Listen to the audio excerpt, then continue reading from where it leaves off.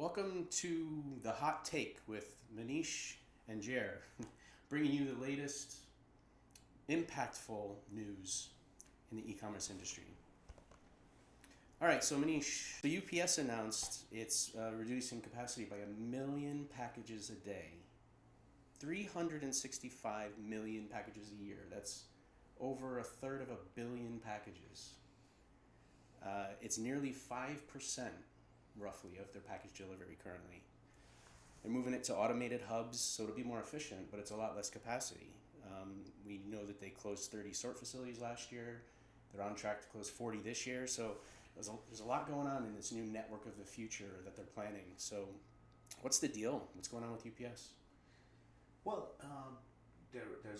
we know from earlier this year that there was 12 million packages per day excess capacity in the network among all the carriers. So this is not a surprise. The fact that they've only trimmed 1 million, UPS is a dividend-paying stock, so they got to make money.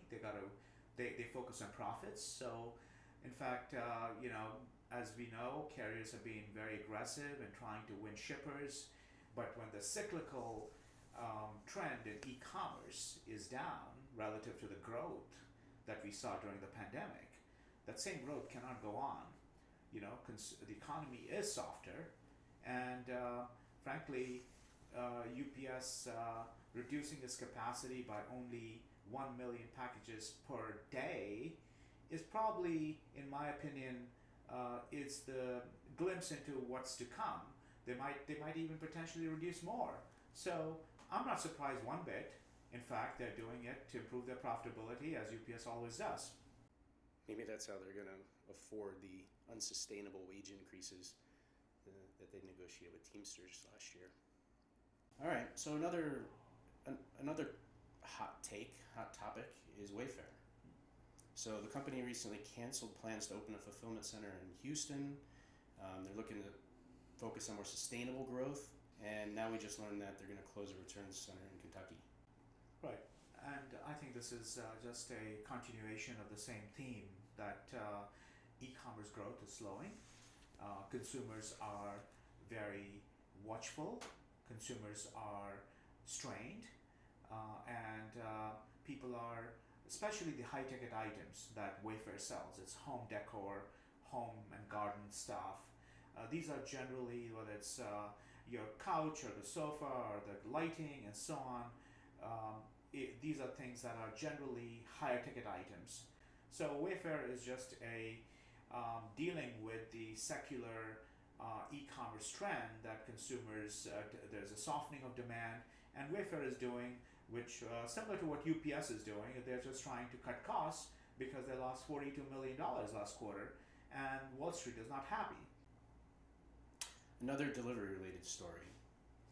Amazon announced that they're shutting down the Amazon Today program after the holidays. So what do they mean when they say that they want to reduce overlap in their fast shipping offerings? And is this really going to affect anyone? Is anybody really using this? Is it going to affect PacSun's bottom line, top line? So again, this is continuation of the cost-cutting exercise that most companies are going through. Most companies are looking to improve and get more efficient, be more profitable. So Amazon, same-day delivery is very expensive, and it really doesn't pay off many times, a lot of times. So it's just resetting our expectations. A year, 2 years ago, FedEx has discontinued Sunday delivery. At the height of the pandemic, every carrier wanted to deliver 6 days, 7 days a week, pick up 6, 7 days a week. We've seen many of those consolidators go out of business because, the growth expectation from COVID just that was unreasonable. That was a black swan event. That's not to be. So this is just Amazon, again, trying to improve their efficiencies. And this means that there may be fewer items available for 2-hour delivery, and most consumers don't need 2-hour delivery, and they certainly don't want to pay for it. So I think this is just another Andy Jassy efficiency, optimization, profitability move. All right. Well, thank you, Manish. Jeremy, thank you again for having me. Have a great weekend, folks.